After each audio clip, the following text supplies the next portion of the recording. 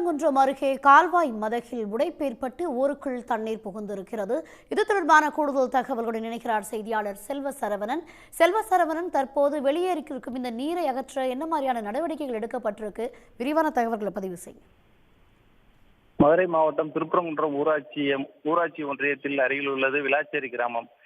நிலையூர் கம்பிக்குடி கால்வாய் பாசன கால்வாயில் இருந்து தண்ணீர் திறந்து விடப்பட்டு பொதுப்பணித்துறை சார்பாக நிலையூர் கண்மாய் மற்றும் அருகில் உள்ள கண்மாய்களுக்கு நீர் செல்கிறது. இந்நிலையில் நேற்று இரவு முதல் அதிகமான நீர் திறக்கப்பட்டதில் வடிவேல்கரை கிராமத்திற்கு செல்லும் மதகு உடைவு ஏற்பட்டு வடிவேல்கரை மற்றும் சொர்ணம் காலனி டீச்சர்ஸ் காலனி பகுதிகளில் அதிகமான நீர் புகுந்தது. இதனால் வெள்ளம் போன்ற நிலை ஏற்பட்டு பொதுமக்கள் வெளியே செல்ல முடியாத நிலை ஏற்பட்டது.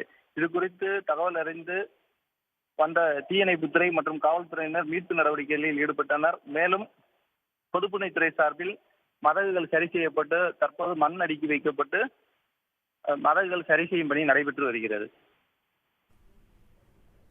தகவல்களுக்கு நன்றி செல்வசரவணன். உடனுக்குடன் செய்திகளை தெரிந்து கொள்ள சன் நியூஸ் பெல் ஐகானை கிளிக் பண்ணுங்க.